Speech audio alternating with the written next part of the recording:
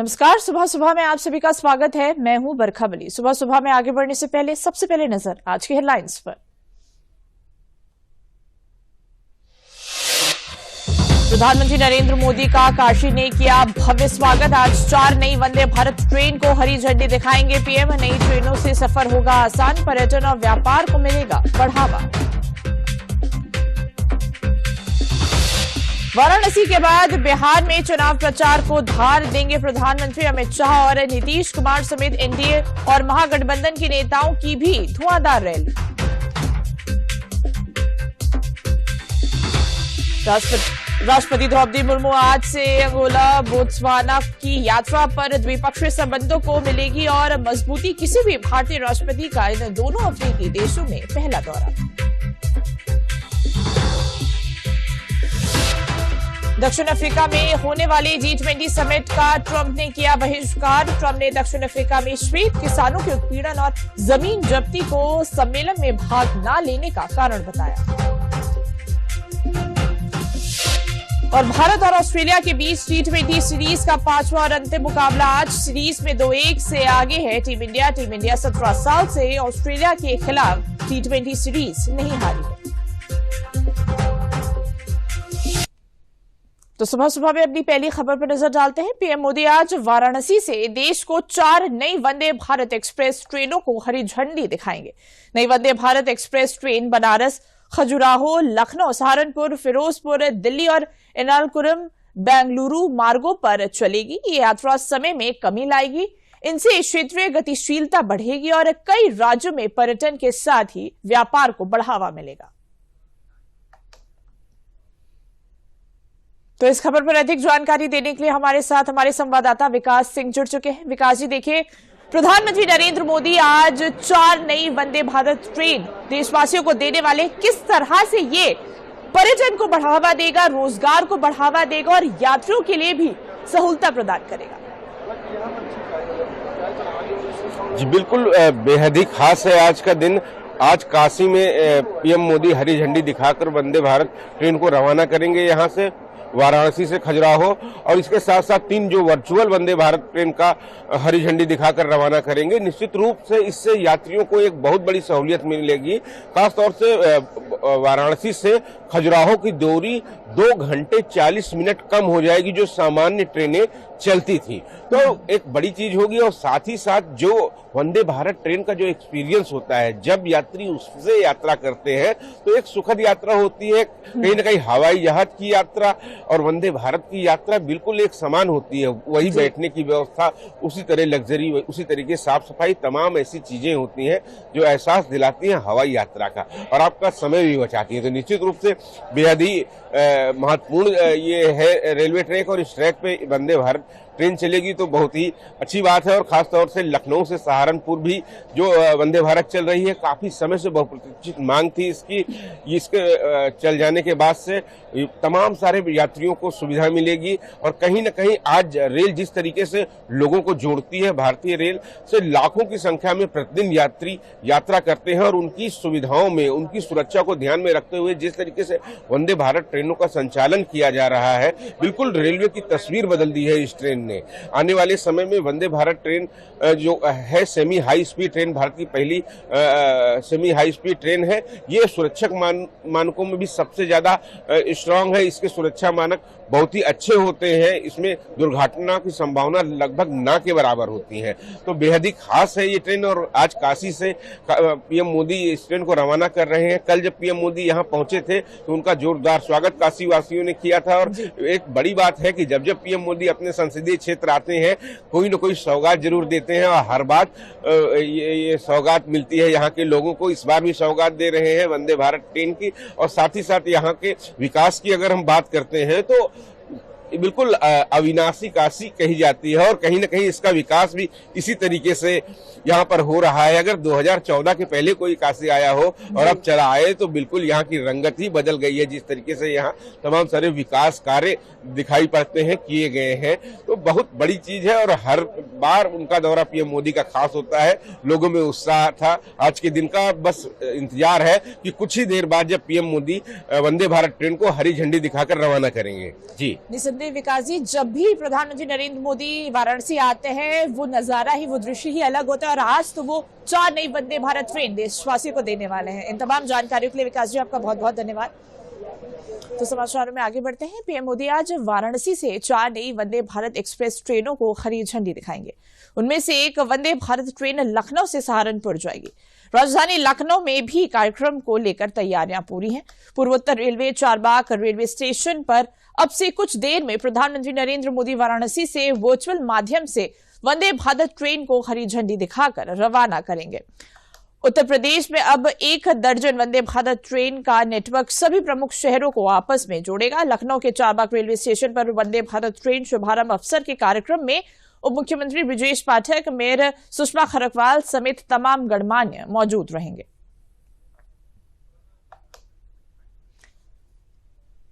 तो इस खबर पर अधिक जानकारी देने के लिए हमारे साथ हमारे संवाददाता अभिषेक मणि जुड़ चुके हैं। अभिषेक, देखिए आज प्रधानमंत्री नरेंद्र मोदी 4 वंदे भारत ट्रेनों को हरी झंडी दिखाने वाले हैं, जिसमें वर्चुअल तरीके से वो लखनऊ से भी वंदे भारत जो ट्रेन है उसका शुभारंभ करेंगे। किस तरह से देखते हैं इसका असर यात्रियों पर, किस तरह से पड़ेगा, पर्यटन की दृष्टि से और रोजगार की दृष्टि से किस तरह से इसे महत्वपूर्ण आप देखते हैं?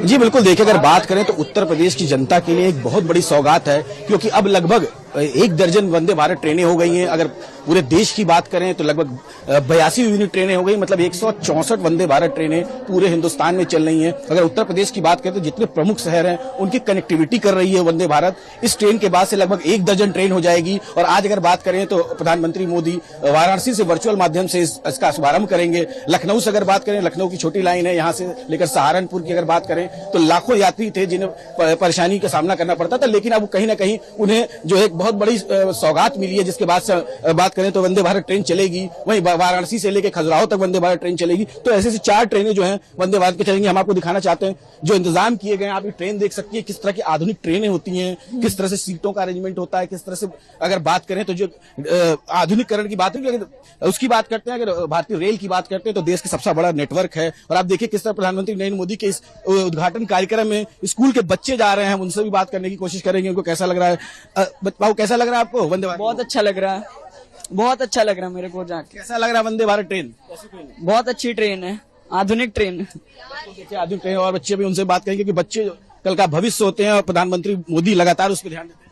कैसा लग रहा है आपको? बहुत अच्छा लग रहा है, बहुत अच्छी ये ट्रेन है। इसमें हम लोगों को बहुत कंफर्टेबल फील हो रहा है और मतलब बहुत लोगों के लिए आरामदायक भी है।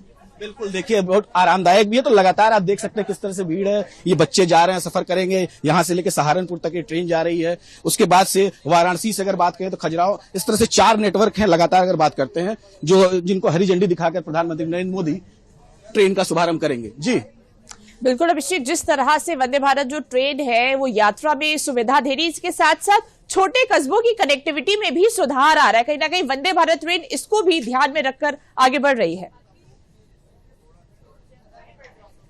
जी बिल्कुल, देखिए अगर कनेक्टिविटी की बात करते हैं तो लखनऊ से सहारनपुर जो जा रही है, इसमें सीतापुर पड़ेगा, बीच में तमाम ऐसे स्टेशन हैं जिनकी कनेक्टिविटी होगी, वहां पर स्टॉप करेगी, उसके बाद से जाएगी। और एक जो समय की बात होती है, क्योंकि स्पीड के लिए वंदे भारत जानी जाती है, तो लगातार देखिए उसमें भी एक इजाफा होगा। लोगों के व्यवसाय में जो व्यवसायी होते हैं वो भी आते जाते हैं, उनको भी काफी आराम मिलेगा। अगर पर्यटन की बात करें तो पर्यटन की दृष्टि से भी लगातार जो लोग आधुनिक चाहते हैं, जो आधुनिक ट्रेनें चाहते हैं, क्योंकि हर तरह की सुविधा से लैस है वंदे भारत ट्रेन। और लगातार अगर बात करें तो जो देखने को मिल रहा है लोगों में जो उत्साह है, तो कहीं ना कहीं साफ आपको जाहिर हो रहा है, क्योंकि बच्चों से बात करें चाहे बुजुर्गों की बात करें, हर कोई इसको पसंद कर रहा है। जी बिल्कुल अभिषेक, इन तमाम जानकारियों के लिए आपका बहुत बहुत धन्यवाद।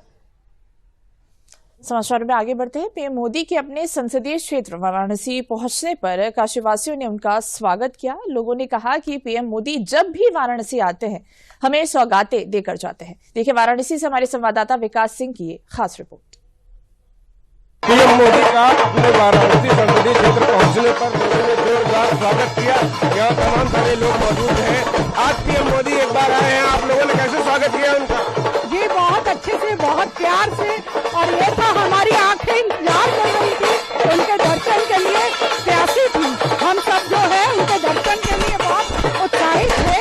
पूरी जनता ने उनका जो है बहुत अच्छे से स्वागत किया और सब जो है मीडिया पूरा जो है और सारे पुलिस सबकी ड्यूटी लगी है। बहुत ही कड़े बंदोबस्त है, कोई इधर से उधर कहीं नहीं जा जा सकता। और बहुत ही अच्छे से और प्यार से हमको दर्शन भी कराया गया और ये था कि आंखें उनके दर्शन के लिए हमारी सबकी प्यासी थी और सबने बहुत प्रेम के साथ हर हर महादेव बोलते हुए सबने दर्शन किया। हम सबको बहुत अच्छा लगा, भीड़ बहुत ज्यादा लगा। उनके आने से बनारस में जब भी आते हैं कुछ विकास के कार्य आगे बढ़ाते रहते हैं, गरीबों को विशेष ध्यान देते हैं, महिला मोर्चा के लिए महिलाओं के लिए विशेष ध्यान देते हैं, महिला शक्ति के लिए सब यहाँ पर हर हर महादेव।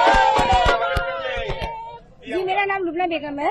मैं यहाँ पर माननीय यशस्वी प्रधानमंत्री जी का मैं स्वागत करने आई हूँ और बहुत अच्छा लगा एकदम सामने से देखा। मैंने हमेशा जब भी बनारस अपने संसदीय क्षेत्र में आते हैं कोई न कोई उपहार हम सौगात दे ही जाते हैं। इस बार उन्होंने वंदे मातरम दिया है, हमेशा कोई न कोई सौगात देके जाते हैं। जब भी मैं यशस्वी जाती हूँ मोदी जी, हम लोग को लिए बहुत ही हृदय से उनका आभार है, क्योंकि हमेशा अभिनंदन स्वागत है। बहुत बहुत उनका आभार, क्योंकि दे ही जाते हैं। जी सर, बहुत अच्छा लगा सर जी को मोदी जी योग देखकर बहुत अच्छा लगा, बहुत ही अच्छा लगा, दिल से धन्यवाद। बिल्कुल, तमाम सारे उनके संसदीय क्षेत्र के लोग हैं जो उनका स्वागत करने के लिए यहाँ आए हुए थे और बिल्कुल बेहद ही खुश हैं। पीएम मोदी जब जब अपने संसदीय क्षेत्र आते हैं बड़ी सौगातें देकर जाते हैं। इस बार भी यहाँ पर जो आए हैं बड़ी सौगातें दे रहे हैं। यहाँ पर कल सुबह बनारस रेलवे स्टेशन से वो वंदे भारत ट्रेन को हरी झंडी दिखाएंगे। लोगों को हमेशा इनसे उम्मीद रहती है, लेकिन उम्मीद से ज्यादा लोगों को यहाँ मिलता है और उम्मीद से ज्यादा लोग उन्हें प्यार करते हैं। कैमरामैन विशाल सोनकर के साथ विकास सिंह, डीडी न्यूज, वाराणसी। केंद्रीय रेल मंत्री अश्विनी वैष्णव प्रधानमंत्री के कार्यक्रम के लिए बनारस रेलवे स्टेशन पहुंचे और तैयारियों का निरीक्षण किया। इस मौके पर रेलवे बोर्ड के अध्यक्ष, पूर्वोत्तर रेलवे के महाप्रबंधक, मंडल रेल प्रबंधक, अधिकारी, कर्मचारी और स्थानीय नेता मौजूद रहे। रेल मंत्री ने बताया कि प्रधानमंत्री 4 वंदे भारत ट्रेनों को हरी झंडी दिखाकर रवाना करेंगे। वर्तमान में 30 अमृत भारत ट्रेनें चल रही हैं और भविष्य में और भी बढ़ेंगी।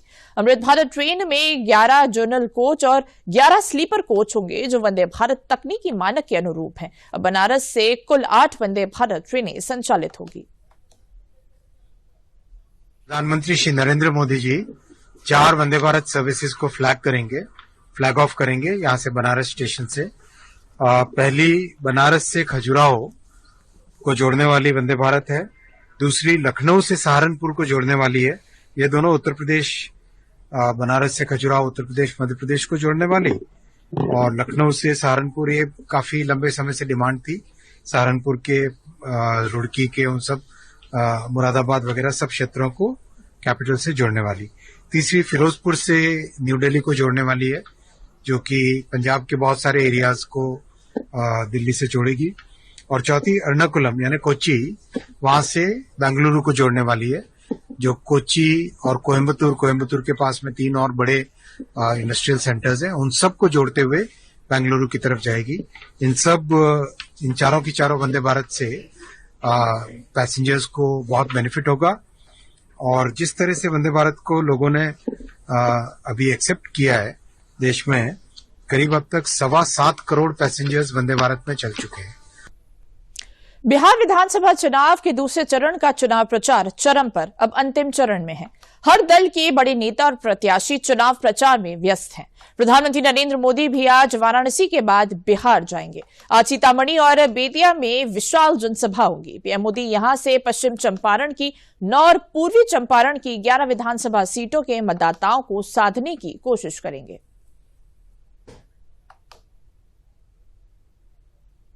भारतीय जनता पार्टी ने वंदे मातरम के 150 साल पूरे होने पर एक भव्य उत्सव मनाया। वक्ताओं ने कहा कि इस गीत ने आजादी की लड़ाई में देश को एकता के सूत्र में बांधा। ये गीत स्वतंत्रता संग्राम के दौरान भारतीयों के दिलों में जोश और साहस भरने का काम करता था। भाजपा कार्यकर्ताओं और स्थानीय नागरिकों की बड़ी संख्या में इस अवसर पर मौजूद रहीं। वंदे मातरम जो भारत के आजादी के दीवानों का महामंत्र था, इस वंदे मातरम गान को प्रारंभ हुए 150 वर्ष हो गए। पूरे देश भर में एक साथ वंदे मातरम के गान का यह कार्यक्रम लिया गया है। यह गान देश के युवाओं के लिए एक प्रेरणादायी और महामंत्र का स्वरूप है। राष्ट्रगान वंदे मातरम का 150वीं वर्षगांठ है। यह राष्ट्रगान केवल एक गीत नहीं, बल्कि राष्ट्र की वंदना का एक माध्यम है।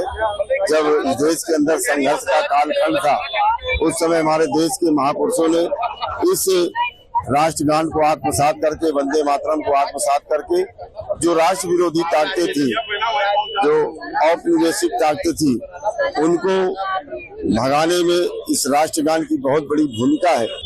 वंदे मातरम और जो ग्रंथ, जो नॉवेल जिसका ये पार्ट था आनंद मठ, जब वो लिखा गया था तब अंग्रेजों के खिलाफ जो आनंद मठ का कंसेप्ट था कि एक रूरल कम्युनिटी उठी और बगावत करी अंग्रेजी हुकूमत के खिलाफ, वो कंसेप्ट ही एक रेवोल्यूशनरी कंसेप्ट था, एक बागी कंसेप्ट था। और उस जमाने में यही वो स्पार्क था जिससे आजादी की लड़ाई शुरू हुई। तो एक तरीके से कह सकते हैं हम वो पीढ़ी हैं जो आज गर्व के साथ 150 साल इसकी जुबली मना पा रहे हैं। ये बहुत बड़े गर्व की बात है। हम सब के लिए तो सौभाग्य की बात है कि जो हमारा राष्ट्रीय गीत है वो हमारे देशभक्तों ने भी गा के अपने अंदर जोश लाया और देश को क्रांति दिलाया। और साथ साथ हमारे ही देश के बंकिम चंद्र चटर्जी ने इसको लिखने का काम किया और प्रथम बार इसको रविन्द्रनाथ टैगोर जी ने अपने लफ्जों से इसको गाया। और देश के विभिन्न तरह से, चाहे राजनीतिक हो, चाहे सामाजिक हो, चाहे राष्ट्र के लिए कोई भी काम हो, ये गीत गाकर तो शुरुआत की जाती है, लोग अपने अंदर जोश लाते हैं। माँ भारती के चरणों में प्रणाम करना हो तो मुझे लगता है वंदे मातरम जैसी चीजों से अलावा कुछ है ही नहीं है। वस्त्र मंत्रालय भारत सरकार द्वारा संचालित राष्ट्रीय फैशन प्रौद्योगिकी संस्थान निफ्ट रायबरेली का 14वां दीक्षांत समारोह धूमधाम के साथ मनाया गया। इस समारोह निफ्ट के 40 वर्ष पूर्ण होने के अवसर पर संस्थान की सृजनात्मक यात्रा का विशेष प्रतीक रहा। इस अवसर पर 5 विभागों से 141 विद्यार्थियों को उपाधियां प्रदान की गई, जिसमें 28 विद्यार्थी फैशन मैनेजमेंट स्टडीज, 28 विद्यार्थी फैशन एंड लाइफस्टाइल एक्सेसरीज, 27 विद्यार्थी फैशन कम्युनिकेशन, 33 विद्यार्थी फैशन डिजाइन, 25 विद्यार्थी लेदर डिजाइन रहे। अभी टेक्नोलॉजी अवेलेबल है, दुनिया के वर्ल्ड डेवलप कंट्रीज जो हैं वो भी चमड़ा बना रहे हैं और लेदर की बड़ी प्रोडक्शन कर रहे हैं। तो हम लोग अभी यूनिट्स काफी अपग्रेड हो गई हैं, गवर्नमेंट ने भी काफी सपोर्ट किया है और हम लोग इन्वायरमेंट फ्रेंडली इन्वायरमेंट में अच्छा प्रोडक्शन कर रहे हैं। और लेदर इंडस्ट्री ऐसी है जो सबसे ज्यादा जॉब ओरिएंटेड इंडस्ट्री है, जिसमें सबसे ज्यादा जॉब्स अवेलेबल हैं और सबसे ज्यादा रेवेन्यू देती है। हम अपने रीजन से, सिर्फ सेंट्रल रीजन से 10,000 करोड़ का एक्सपोर्ट करते हैं और उसमें वीकर सेक्शंस को जॉब भी मिलती है। निफ्ट से आके मुझे बड़ी खुशी हुई कि मैंने जो ये कैंपस देखा और ये जो स्टूडेंट्स की इनकी कैलिबर देखी, मुझे लगता है कि ये वर्ल्ड के जो बड़े ब्रांड्स हैं उनको पछाड़ने के लिए, ये इंडियन ब्रांड्स को आगे लाने के लिए ये इंस्टीट्यूट हमारे लिए मील का पत्थर साबित होगा। बहुत स्कोप है। मैं एज ए खुद fashion designer, fashion communication student, मुझे बहुत सारे स्कोप मिला है। मैं अभी एक स्टार्टअप कंपनी में काम कर रही हूँ, पर मुझे इतनी रीच आउट मिले हैं, मुझे इतने रेंडिंग का अप्रोच मिलते हैं। डिजाइन फील्ड बहुत वास्ट है, तो आप किसी भी डिजाइन फील्ड में जाएंगे, fashion design, fashion communication, design accessories, कोई भी डिजाइन खराब नहीं है। हर डिजाइन में एक नया डिजाइन होता है, तो हर डिजाइन को एक नए तरीके से देखते हैं। लखनऊ के आकाशवाणी में कार्य करने वाली महिलाओं, अधिकारियों और कर्मचारियों को महिलाओं के अधिकारों के प्रति संवेदनशील एवं जागरूक करने के लिए एक कार्यशाला का आयोजन किया गया। कार्यशाला का विषय कार्यस्थल पर महिलाओं का यौन उत्पीड़न, समस्या और समाधान पर चर्चा करना था। कार्यक्रम में आकाशवाणी में कार्य करने वाले कर्मचारियों के अलावा सामाजिक कार्यकर्ता और अधिवक्ता भी मौजूद रहे। इस दौरान आकाशवाणी की उप निदेशक सुमन लता शुक्ला ने महिलाओं के मुद्दे के साथ ही पुरुष समाज से भी अपील करी है कि वो महिलाओं के प्रति अपना व्यवहार अच्छा रखें। प्रॉपर ऑर्गेनाइज की जाने वाली ऐसी कार्यशाला जो प्रिवेंशन वाले पार्ट को, जिस एक्ट के बारे में हम यहाँ जानने इकट्ठे हुए हैं, उस एक्ट के बारे में प्रिवेंशन, प्रोहिबिशन और एड्रेसल 3 आयाम होते हैं, राइट। तो जो प्रिवेंशन वाला पार्ट है उसका एक हिस्सा होता है किस तरीके से प्रिवेंशन कर सकते हैं। प्रिवेंशन का सबसे पहला हिस्सा होता है जानकारी लेना और उसको स्प्रेड करना।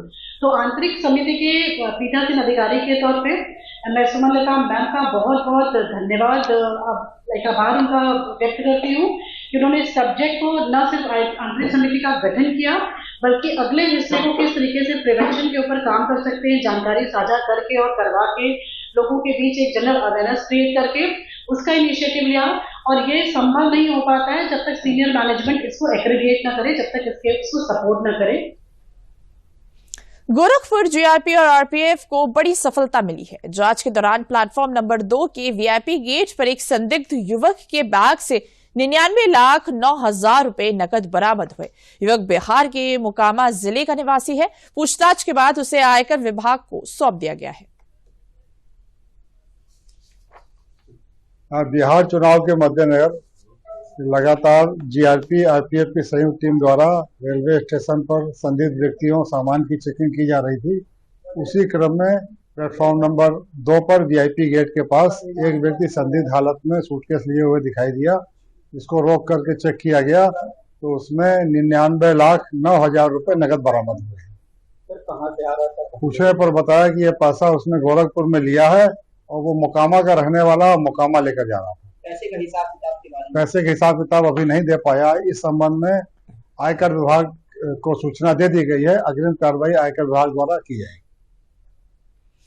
गाजियाबाद पुलिस ने बड़ी कार्रवाई करते हुए विभिन्न थानों की सर्विलांस और स्वॉट टीमों की मदद से चोरी और लूट के 200 मोबाइल फोन बरामद कर उनके असली मालिकों को लौटा दिए हैं। बरामद मोबाइल की अनुमानित कीमत लगभग 50 लाख रुपए बताई जा रही है। पुलिस कमिश्नरेट गाजियाबाद के अनुसार शहर के अलग अलग थानों में मोबाइल चोरी और स्नैचिंग के कई मामले दर्ज थे। इन मामलों की जांच के दौरान सर्विलांस और स्वॉट टीम ने तकनीकी साधनों की मदद से मोबाइल फोन की लोकेशन ट्रेस कर उन्हें बरामद किया। इसके बाद बरामद मोबाइलों को मोबाइल स्वामियों की पहचान कर उन्हें सौंपा गया। नगर जोन की सर्विलांस टीम में सराहनीय कार्य करते हुए आज 200 खोए हुए मोबाइल फोन के जो वास्तविक स्वामी हैं उनको सुपुर्द किया है। ये 200 जो मोबाइल फोन रिकवर किए गए हैं अलग अलग स्थानों से रिकवर किए गए हैं। इनकी अनुमानित कीमत लगभग 50 लाख रुपए है और इस सराहनीय कार्य के लिए पूरी सर्विलांस टीम को 25,000 रुपए के पुरस्कार की घोषणा भी की गई। मैं थैंक यू कहना चाहूंगी और मैं बहुत खुश हूँ कि मेरा फोन मिल गया। मैं ये उम्मीद करना चाहूंगी कि मेरी मम्मी का भी फोन जल्दी से जल्दी मिल जाएगा।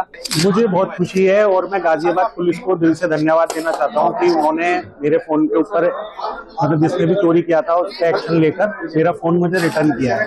मुझे उस चीज की बहुत खुशी है। ये मेरा मई में खोया था, 20 मई के लगभग खोया था।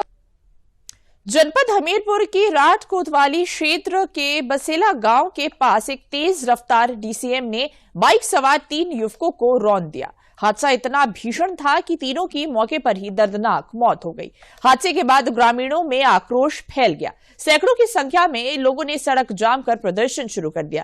गुस्साए ग्रामीणों ने हादसे को अंजाम देने वाले डीसीएम पर पत्थरबाजी की। सूचना पर पहुंची कोतवाली पुलिस ने लोगों को समझाकर जाम खुलवाने का प्रयास किया।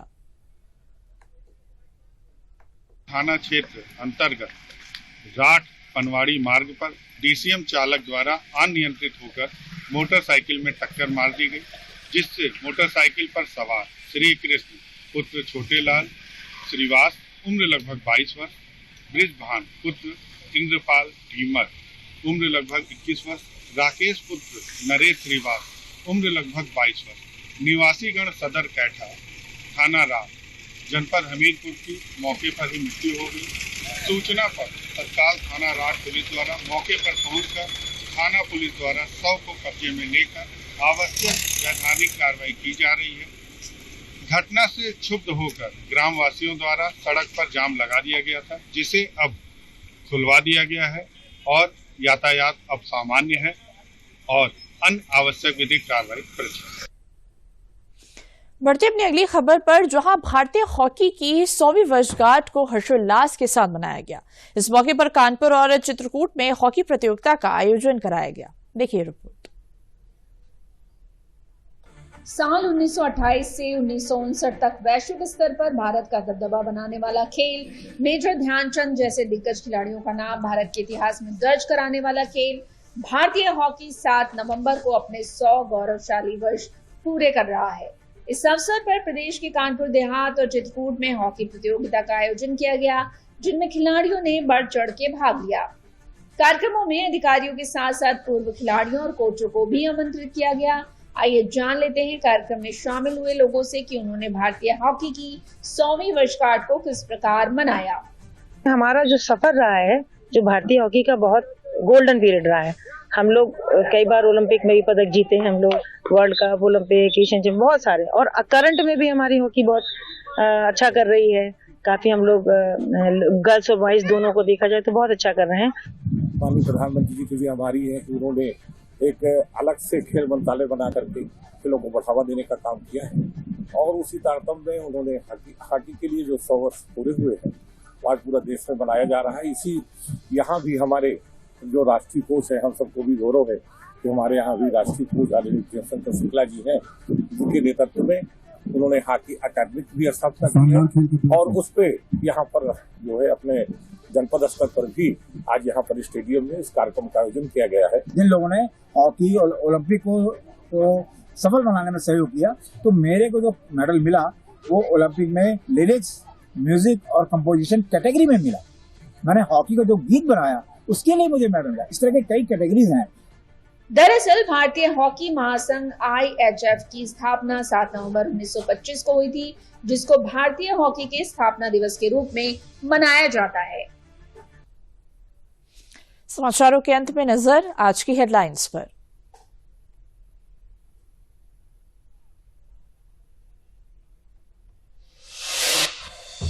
प्रधानमंत्री नरेंद्र मोदी का काशी ने किया भव्य स्वागत। आज 4 नई वंदे भारत ट्रेन को हरी झंडी दिखाएंगे पीएम। नई ट्रेनों से सफर होगा आसान, पर्यटन और व्यापार को मिलेगा बढ़ावा।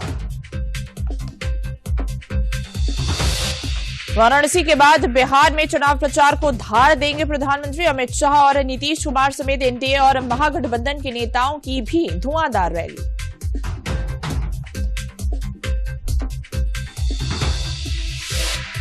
राष्ट्रपति द्रौपदी मुर्मू आज से अंगोला, बोत्सवाना की यात्रा पर द्विपक्षीय संबंधों को मिलेंगी और मजबूती। किसी भी भारतीय राष्ट्रपति का इन दोनों अफ्रीकी देशों में पहला दौरा। दक्षिण अफ्रीका में होने वाले G20 समिट का ट्रंप ने किया बहिष्कार। ट्रंप ने दक्षिण अफ्रीका में श्वेत किसानों के उत्पीड़न और जमीन जब्ती को सम्मेलन में भाग न लेने का कारण बताया। भारत और ऑस्ट्रेलिया के बीच T20 सीरीज का 5वां और अंतिम मुकाबला आज। सीरीज में 2-1 से आगे है टीम इंडिया। टीम इंडिया 17 साल से ऑस्ट्रेलिया के खिलाफ T20 सीरीज नहीं हारी है।